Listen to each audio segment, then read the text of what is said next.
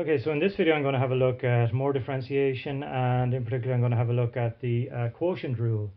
So quotient rule is a rule that you use when you have a function of x divided by a function of x and you want to differentiate it.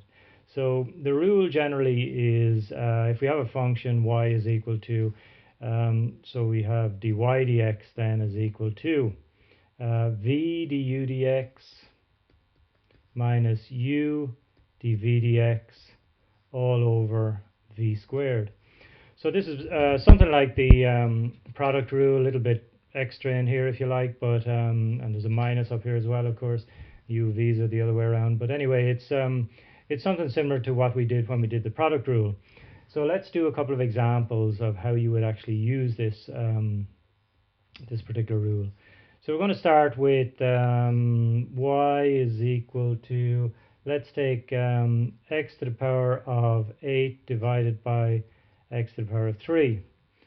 So this is a quotient. We have a function of x at the top and the bottom here as well, so they're divided, and we're going to use the quotient rule. So you decide first of all which is u, which is v. The top will be u, the bottom will be v, and you just simply apply the rule then. So let's see, we want dy dx.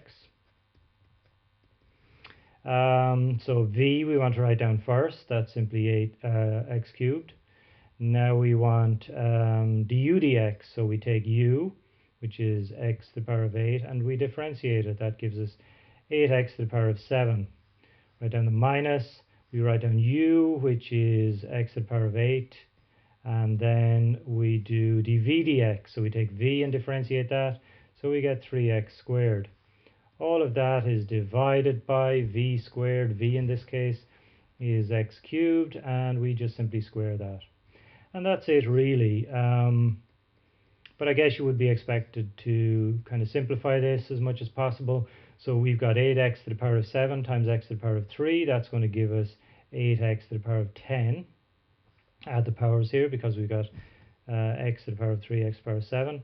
Minus, we have 3x to the power of 2, x to the power of 8. That's going to give us 3x to the power of 10. And on the bottom we have x to the power of, we have a power here, so we multiply the indices here, so it's 2 3s will give us 6. Now we've got 8 of these x to the power of 10s minus 3 of these x to the power of 10s. That's 5x to the power of 10s, which is divided by x to the power of 6. Okay, almost there. One more step then. So we have x to the power of 10 divided by x to the power of 6. So you subtract the power, so that gives us 5x to the power of 4. So you can see when we differentiated initially, we got this thing here. Effectively, that's your answer, but you would be expected to simplify it down to something like this. Okay, let's move on. Let's do another one. I'll do this one in white here. So we're going to take again, let's say y, and we're going to do x cubed plus 27. And we're going to divide that in this case by x plus 3. Now, there are two ways of doing this, at least anyway. You can try and divide x plus 3 into the x cubed plus 27 and then differentiate the individual terms. Now you may spot here that x cubed plus 27 is just simply x cubed plus 3 cubed, the sum of two cubes. And we know that that factorizes into x plus 3 times x squared minus 3x plus 3 squared, which is 9.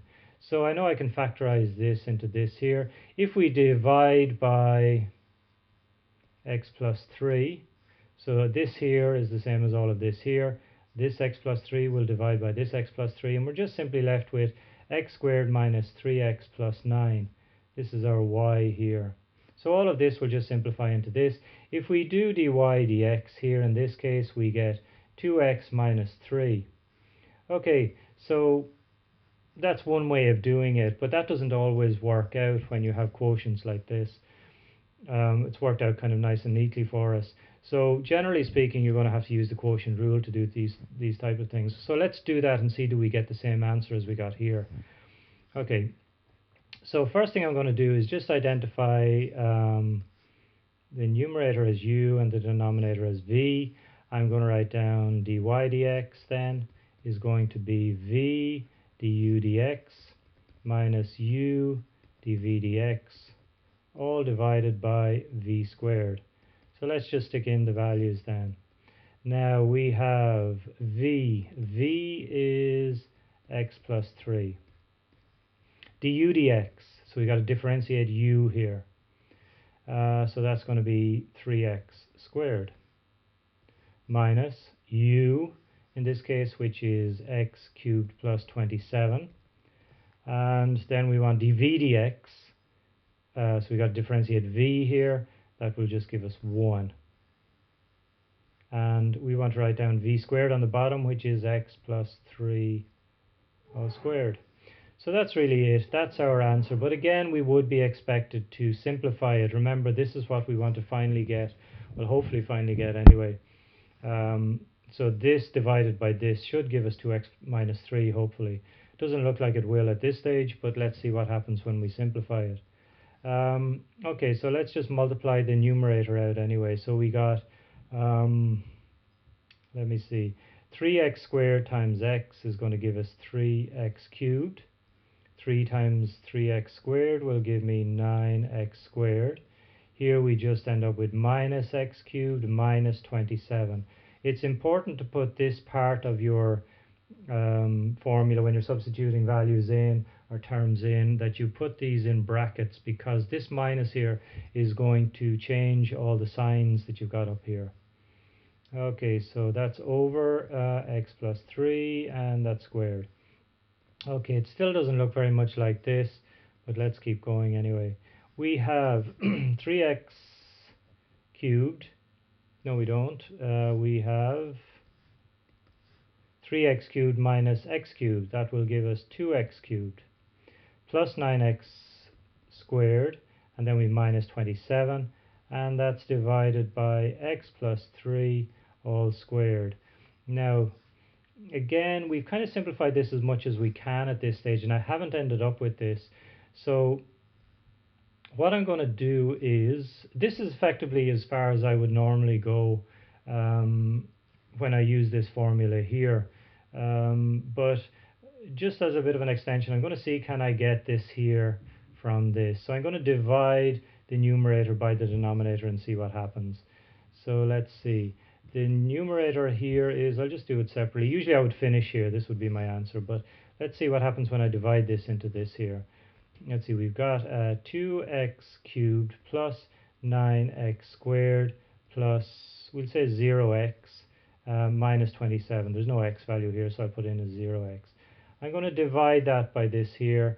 That's actually, when I square this out, x plus 3 squared is going to be x squared plus 6x plus 9. Okay, so let's divide this into this and see what we get. Does it go in evenly? And do we get, is it 2x minus 3, I think. Okay, so x squared into 2x cubed will give me 2x. That's perfect so far anyway. So 2x times x squared is 2x cubed. 2x times plus 6x is plus 12x squared. 2x times plus 9 is plus 2 9s 18x. So let's just subtract this here. So this will, yeah, that will just give us 0. 9x squared minus 12x squared is minus 3x squared. And here we end up with minus 18x. Bring this 27 down, minus 27 down, start again. X squared into minus 3x squared is minus 3. That's looking promising so far anyway. Now multiply by minus 3, you get minus 3x squared. 3 times, just get rid of that again, just write it a little bit better. That's a square there. So minus 3 times x squared is minus 3x squared. Minus 3 times plus 6x is minus 18x. Minus 3 times plus 9 is minus 27.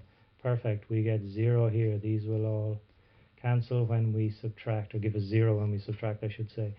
So in other words, when I simplified this, when I divided this denominator into this numerator here, I did in fact get 2x minus 3. So all of this simplifies to 2x minus 3, which is exactly what we got up here.